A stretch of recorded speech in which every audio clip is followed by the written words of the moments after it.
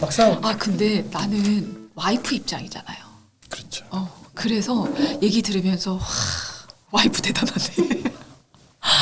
그 생각을 했거든요. 한편으로는 그 시기가 막 이렇게 지나면서 눈치도 보이고 하셨다는 그 말에 그것도 이해되는데 그걸 기다려준 와이프도 대단하고 그리고 6개월 이상을 그러면 계속 동행하신 거잖아. 그렇죠.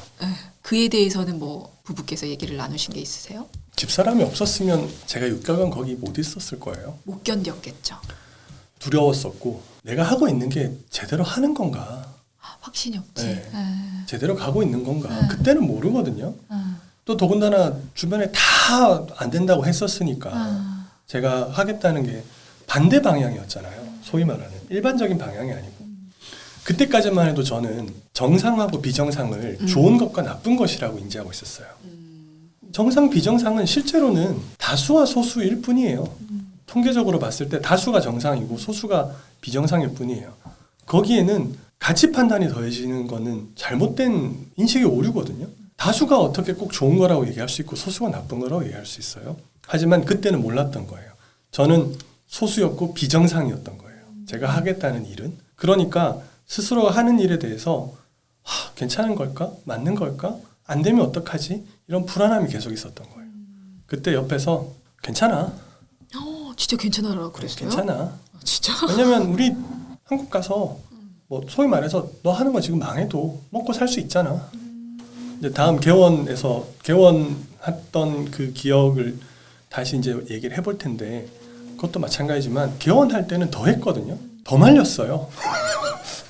다들 미쳤다 그러고 막 왜? 제가 우리 동문 형들 되게 좋은 사람들인데 좋은 사람들 맞죠?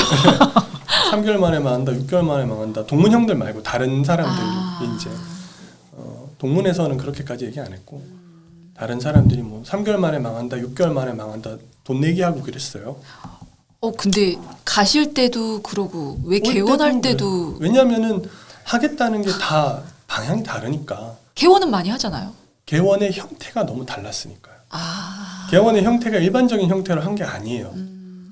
안 돼. 그건 개인병원 할 때 풀어야 돼. 그렇게 해야겠죠. 그래서 아무튼 미국 가서 이제 그렇게 있을 때 PD님 놀래라. 제가 미국 가서 그 의사들이 수술하는 것만 배우려고 한 게 아니고 그 사람들의 삶을 들여다보고자 했거든요.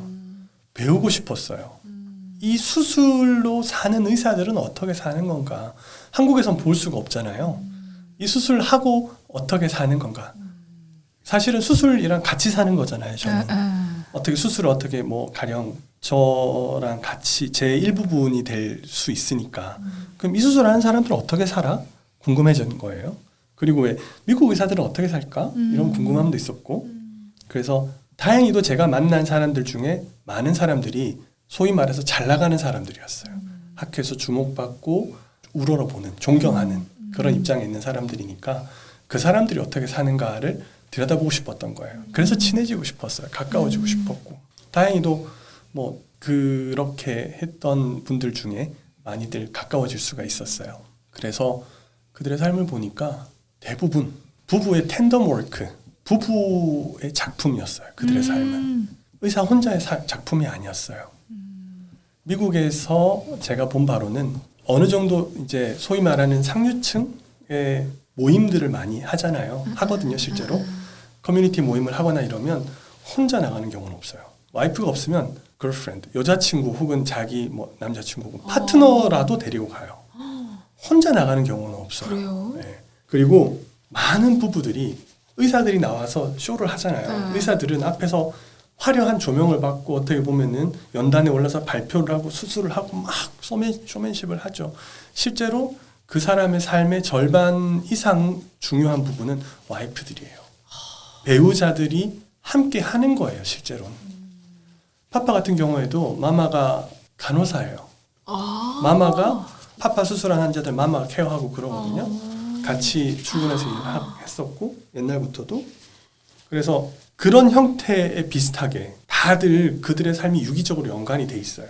한국은 남편 직장 다니면 집에서 여자애 보고 뭐 약간 이런 맞아요. 이분법적인 사고가 있잖아요. 맞아요. 절대 안 그래요. 제가 봤던 소위 말하는 잘 나가는 의사들의 삶은 와이프들의 역할이 어마어마하게 중요했었어요.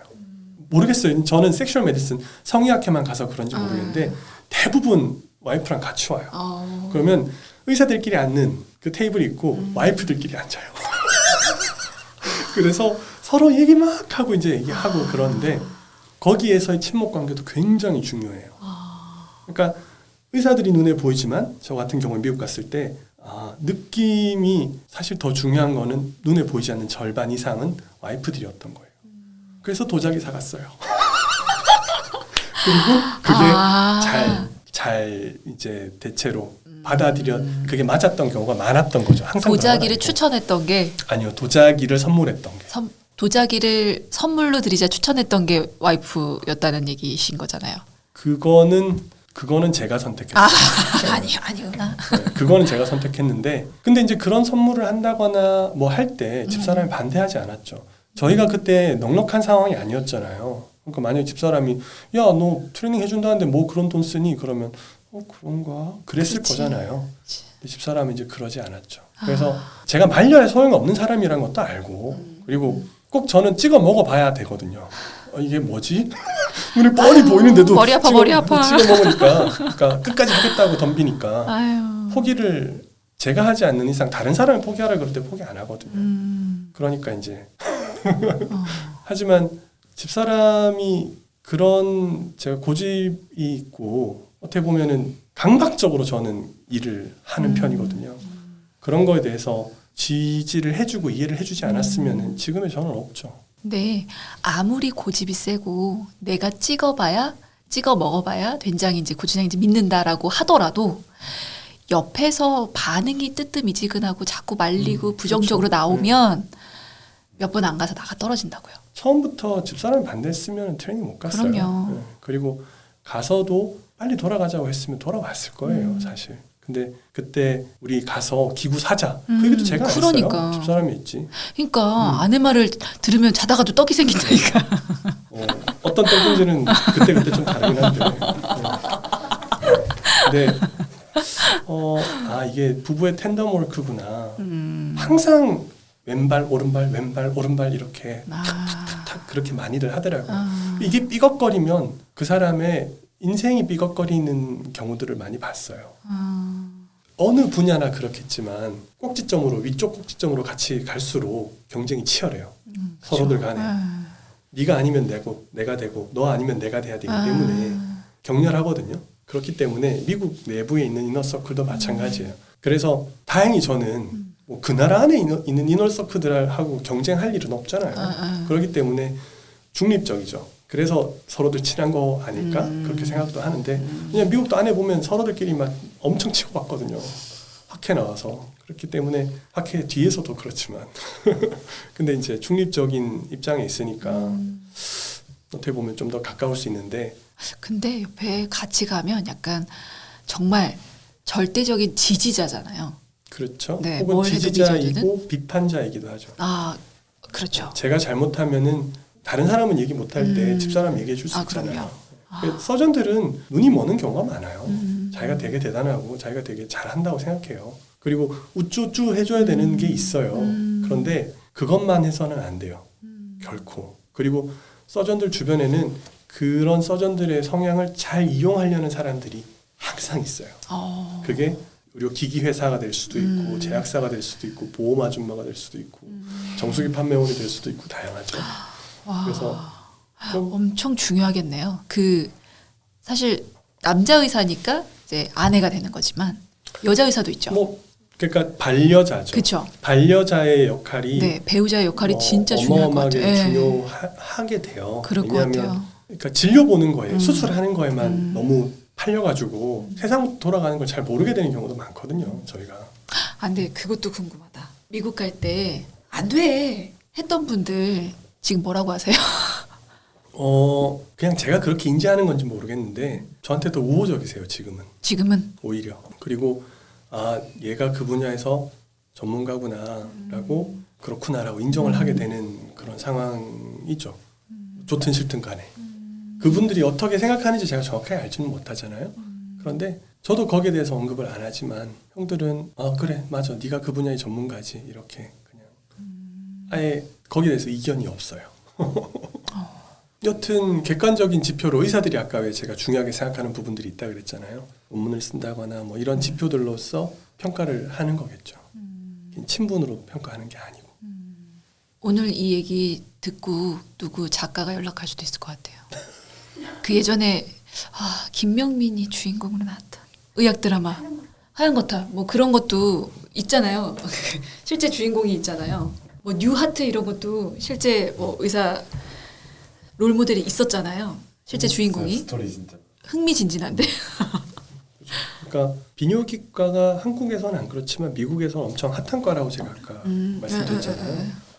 그 뒤 얘기가 어마어마하게 재밌어요. 사실.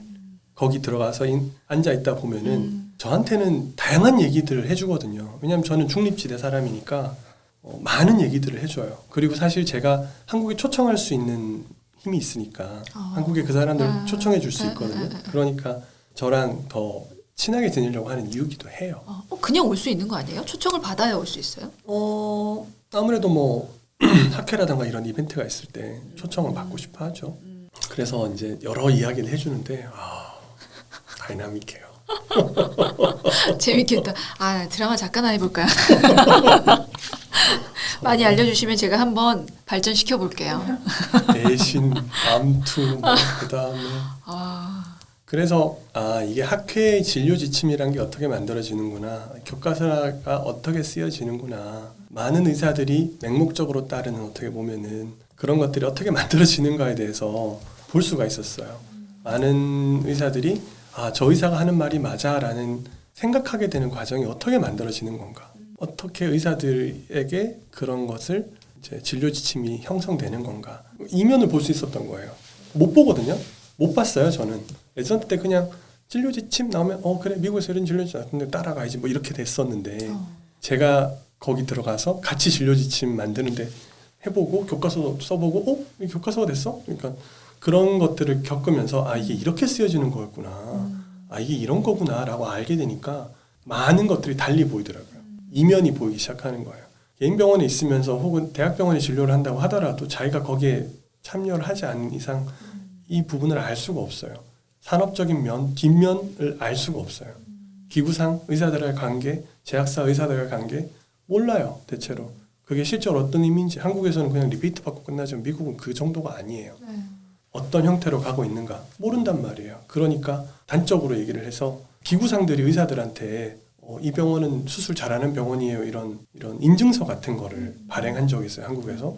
환자들은 그래? 기구 회사가 의사한테 그런 거 줬으면 잘하는 의사 아니야? 라고 생각할 수도 있잖아요. 이거 완전 미친 거거든요. 완전 말도 안 되는 거예요. 아니 기구 회사가 무슨 의학 교육기관이야? 그 사람들이 무슨 뭘 가지고 그 의사가 잘한다 못한다 평가해. 무슨 기준을 가지고. 상업적인 목적 아니야? 자기네들 돈 더 벌려고 하는 거 아니야? 라고 의심해야 되잖아요. 우리나라는 그런 이야기가 없는 거예요. 그런 목소리가 없는 거예요. 그렇기 때문에 말 그대로 의료 소비자들이 혼란을 겪을 수 있는 거예요. 그래서 그런 부분들도 알아야 되는 거죠. 지금 이제 선진국들에서는 의사들이 회사와의 관계를 자꾸 지우려고 해요. 그러니까 안 드러내고 싶어 해요. 그래서 학교 발표할 때 언제나 이 회사와의 관계를 디스클로즈 하게 돼 있어요. 그러니까 오픈하게 돼 있어요. 너 회사한테 돈 받았으면 돈 받았다고 얘기해. 네 논문에 회사가 펀딩했으면 펀딩했다고 얘기해. 왜냐하면은 의견이 그쪽에 회사에게 페버러블하게 회사를 더 우호적인 쪽으로 쓸 수가 있기 때문에 밝히게 돼 있거든요. 우리나라는 그런 게 없어. 아예 안 하고 있어요. 학회 강의할 때 한 번도 저는 못 봤어요. 그리고 결국 그거를 요구해야 되는 사람들은 의료 소비자들이에요. 환자들이 요구를 해야 돼요. 너가 하는 게 내 이익을 위한 거야? 아니면 회사의 이익을 위한 거야? 너의 이익을 위한 거야? 너가 하는 수술은 누구의 이익을 위한 거니? 혹시 의료기기 회사의 이익을 위한 거니? 제약사의 이익을 위한 거니? 이런 것들을 질문할 수 있어야 되죠. 이거는 의사들이나 기구회사들이 절대 자발적으로 오픈할 내용들이 아니죠. 누구의 이익을 위해서여야 할까요? 그러니까 예를 들면 환자만의 이익을 위해서? 저는 그것도 아니라고 보거든요. 기본적으로는 환자의 이익이 되는 구조가 되면 의사의 이익이 돼요. 왜냐하면 환자의 이익이 된다는 게 알려지면 더 많은 환자가 올 거고 그러면은 의사는 결과적으로는 경제적인 이윤이 더 생길 수 있는 확률이 높아지니까요. 선순환이 되니까요. 그런데 이제 여기에는 믿음이 필요하죠. 그렇게 될 것이다. 이거는 믿음이지 엄밀히 말하면 계산은 아니에요. 그게 항상 맞지 않기 때문에. 그래서 그렇게 될 수 있으려면 환자들이 더 목소리를 내야 돼요. 더 잘 알아야 돼요. 현명해져야 되고. 그러려면 정보가 많이 필요하고. 제가 운이 좋았던 거는 환자분들이 다 60 이상의 환자들이 경우가 많았잖아요. 인생에 오랜 경험이 있어요. 이미 이분들은 의학 지식에 대해서는 잘 모르시더라도 삶에 대한 지혜가 있으시기 때문에 이놈이 무슨 얘기하는구나 아세요. 이 사람이 나에게 어떤 의도를 가지고 얘기하는구나. 대체 이 사람이 어떤 인생을 살았겠구나라고 아세요. 관상 보고 안다는 표현을 쓰잖아요. 그래서 저는 의미가 없는 말이 아니라고 보거든요. 그 관상이 뭐 관상쟁이 하는 그런 말고 그쵸. 내 느낌, 사람을 만났을 때 그 사람에게서 맞아요. 받는 분위기. 느낌, 그거를 가끔 환자들이 이렇게 영혼을 꿰뚫어 보는 듯한 느낌을 받을 때가 있어요. 아주 정말 그 눈빛이 그럴 때가 있어요. 발가벗겨지는 것 같은 느낌이 들 때가 있는데 좋죠. 왜냐하면 그렇게 제대로 평가를 받아야 이게 왜 좋냐면 수술 끝나고 그 환자와의 관계에서 그 사람이 그렇게 해서 저를 선택을 하든 안 했던 간에 제가 그 사람의 서전으로 수술한 의사로 선택을 받았던 안 받았던 간에 환자가 저를 정확하게 보고 판단해야지. 그래야 신뢰관계가 형성되거든요. 신뢰관계가 없으면 수술 끝나고 나서 매우 힘들어져요. 환자가 제가 이거 필요합니다라고 했는데 안 따라와 주잖아요. 그러면 수술 결과가 아무리 제가 수술 잘해놔도 망가질 수가 있거든요. 그것만큼 괴로운 게 없어요. 그래서 정확하게 저를 판단하고 선택을 안 하는 것도 하는 것도 좋은 거죠. 그렇기 때문에 좋아하는 거예요. 그런 느낌을 받을 때 이 사람이 그렇구나. 가끔은 환자가 제가 정말 만질 수 있을 것 같은 호감을 볼 때가 있어요. 그런 경우가 많거든요. 왜냐하면 이 부분에 대해서 쉽게 다루지 않는 문제니까 그거에 대해서 자기를 도와주겠다는 사람이 있는 것만으로도 그렇게 좋으신가 봐요. 그럴 때는 오히려 저는 좀 더 차분해져서 조금 더 저를 더 드러내려고 해요. 로어하게. 좀 더 날 것 그대로의 모습을 전달하려고 해요. 그래서 환상을 가지지 않게 정확하게 평가받고 싶은 거죠. 근데 그분들의 느낌이 대체로 매우 정확해요. 아주 정확한 경우가 많아요. 제가 볼 때는. 저희도 환자들을 느낌이 있어요. 당연한 얘기지만. 그래서 그 느낌에 따라서 좀 더 조심하기도 하고 조금 더 세심하게 볼 때도 있고 이런 걸 더 할 때도 있고 덜 할 때도 있고 매우 중요하다고 봐요. 진료에서는. 사람 대 사람으로 하는 일이기 때문에 앞으로도 굉장히 오랜 시간 동안 그럴 것이고 그렇기 때문에 느낌이란 게 중요하지 않나 저는 그렇게 봐요. 저는 환자 입장이잖아요. 그러니까 병원을 가면 전문 입장이 아닌 환자 입장인데 사실 원장님이 좋은 건 자존감이 굉장히 높고 자신감 충만한 싸가지 있는 의사인 것 같아서 이게 자신감이 없으면 안 돼요. 실력이 있으니까 자신감도 있는 거지. 자존감도 높은 거고. 근데 저는 환자에게 되게 예의 있는 싸가지 있는 그런 사람이 좋거든요. 그게 너는 환자니까 그냥 내 말만 들어 가 아니고 그냥 사람으로 봐주는 거죠. 환자이기 전에. 그래서 제가 영국에 갔을 때 되게 큰 이제 충격을 받았어요. 저는 제가 환자들을 제가 환자 입장에 섰었으니까 항상 환자 입장이니까 환자이기도 하고 한 사람의 인격체로 존중하려고 노력을 많이 한다고 생각을 했거든요. 영국 가보니까 제가 부족한 게 많았더라고요. 그리고 더 그때 많이 배우게 됐었어요. 그래서 영국은 성전환 수술이 보험이 돼요. 그렇게 하는 이유가 인류애가 때문이 아니고 성전환 수술을 안 했을 때 사회적 비용이 더 커요. 의료비 지출이 더 커요. 그 사람에게. 정신적인 스트레스라던가 혹은 자살 시도라던가 심리치료라던가 정신과 치료라던가 이런 거를 삶 전체를 봤을 때 비용이 더 많이 드는 거예요. 그러니까 사실은 어떻게 보면은 그 성전환 수술이 훨씬 비용이 적게 드는 거예요. 토탈 비용이 국가적으로. 그래서 성전환 수술을 보험이 적용해줘요. 그거는 그래야 된다고 저도 생각해요. 저도 그렇게 하는 게 사회적 비용이 줄지 않을까라고 생각하는데 이제 그런 부분은 사회적 합의가 필요하겠죠. 그렇죠. 예. 근데 과학적으로 사고한다고 저는 보거든요. 그거를 그 사회가 그 시스템이 과학적 사고를 선택했다고 보는 거예요. 저는 그거의 가치 판단을 어디에 두느냐. 다시 얘기하지만 사회적 합의라는 것이 그 사회가 어떤 가치를 중요하게 생각했느냐, 결국 어떤 느낌을 가졌느냐라고 봤기 때문에 그래서 영국의 의료를 저는 좋아했고 거기에서 이제 환자가 마취가 돼서 수술을 받는데 보통 사실 마취가 된 전신 마취가 되거나 척수 마취가 돼도 마찬가지지만 하여튼 마취가 된 수술 받는 환자들을 대상화하는 경우가 많아요. 대상화라는 거는 그냥 수술 받는 존재로 보는 거예요. 사람이 아니고. 네. 근데 영국에선 그러지 않더라고요. 그러니까 그 수술방만 그랬을 수도 있긴 하지만 제가 본 데가 몇 군데 안 되니까. 근데 대부분 다 서저리 센터 옮겨 다니면서 봤거든요. 영국에서도. 하나같이 전부 다 환자들을 마취가 됐음에도 불구하고 팔을 묶질 않아요. 결박하지 않고 온전히 아주 부드럽게 조심스럽게 다뤄요. 환자한테 결코 언성을 높이는 일도 없고 마취가 됐어도 그 사람이 불편할 수 있으니 하고 조심스럽게 대하는 거였고, 또 하나 충격이었던 거는 이제 저는 성전환 수술하는 곳을 간 적이 없거든요. 성전환 환자들을 많이 못 봤으니까. 근데 이제 남성에서 여성으로 가는 게 아니고 여성에서 남성으로 가는 환자였어요. 네. 그래서 영어식 표현에서 우리는 저 사람이라고 하지만 영어식 표현은 항상 he or she 이게 붙거든요. 성별이 붙어요. 그래서 제가 how should I call that person? 난 저 사람 어떻게 불러야 돼? she, he? 그랬더니 it's he. He wanted to be a man. 저 사람은 남자가 되기를 원했으니 남자로 불러야지 뭔 소리야. 당연한 거 아니야? 그게 너무 충격이었어요. 한 사람이 그 사람의 취향과 그 사람이 원하는 것을 이 정도까지 존중해 줄 수 있는 사회.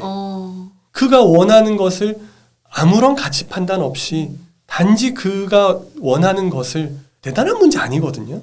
내 성별을 결정하겠다는데 거기에 왜 누가 가치 판단을 더하는 거냐. 그래서 우리는 그를 존중하겠다. 사실 의사들은 대단하다. 그냥 환자일 뿐이거든요. 그냥 저 사람은 이런 서비스를 받고 싶은 환자일 뿐이에요. 거기 가치 판단해서는 안 되는 거죠.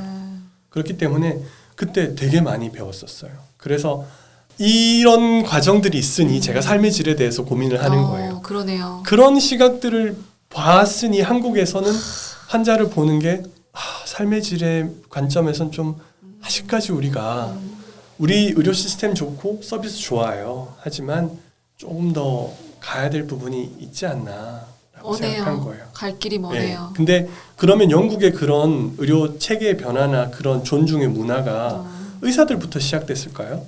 저는 아니라고 봐요. 환자들이 요구했기 때문에 그렇게 간 거예요. 수많은 소송이 있었고 수많은 싸움들이 있었어요. 실제로. 대단하네요. 그랬기 때문에 그들이 얻어낸 것이지, 환자들이 얻어낸 것이지 의사들이 베푼 게 아니에요. 그걸 봤기 때문에 우리나라도 그런 변화가 있으면 좋겠다. 왜냐하면 저도 환자니까. 저는 제가 진료를 잘 받고 싶거든요. 요거는 다른 얘기인데 그냥 궁금해서, 제가 외국을 나가본 적이 없어서 한국 많이 알아보나요? 확연히 달라졌죠. 확연히 달라졌어요. 진짜로? 저한테 한국말로, 그러니까 한국말로 제가 이제 해외에 있는 친구들이랑 왓츠앱이라고 그 채팅 카카오톡 같은 거 프로그램 쓰거든요. 그러면은 영어로 안녕하세요 이렇게 해서 영어 스펠로 AN 이렇게 해가지고 Y 이렇게 해가지고 와요. 우와. 그리고 가끔 형님 이렇게 해줬어요. 진짜? 그래서 네가 이거 어떻게 알아? 와, 진짜. 그러면 이제 나 K-팝에서 봤다고, K-드라마 봤다고. 그리고 와이프가 뭐 팬인데 너 혹시 걔 콘서트 뭐 좀 물어보고 BTS 물어보고 한국에 대한 신뢰가 달라졌어요. 그리고 저는 이제 외국 환자들이 많이 연락이 오거든요. 사실 외국 환자들 문의가 많아졌어요. 더 많고 늘었고, 그리고 한국의 더 의료 시스템에 대한 신뢰가 더 높아졌어요. 예전에 제가 아무리 떠들어도 별로 의미가 없었는데 이제 그게 달라진 거예요. 그러니까 외국에서 오시는 거예요? 수술 받으러. 진짜? 몇 없어요. 이 수술 그렇게 잘 할 수 있는 사람. 그냥 기사로 그렇게 나오는 걸로 생각을 했어요. 왜냐면 저는 이곳에 있으니까 사실 피부로 와닿진 않고 그냥 그런가 보다 하는데, 저는 진료하는 형태도 그렇고 다 친구들이 해외에 있잖아요. 그리고 제가 해외 학회들만 주로 돌아다니니까 많이 느끼죠. 예전에는 한국 그래 뭐 미사일 맞는 거 아니야? 다 북한 얘기만 했었어요. 그쵸. 근데 이제는 가보고 싶고 뭐도 먹어보고 싶고 그게 더 많아졌어요. 옛날에는 뭐 어디 붙어 있는 나라인지도 모르고 중국의 속국인 줄 알고 막 이랬어요. 이제는 많이 바뀌었죠.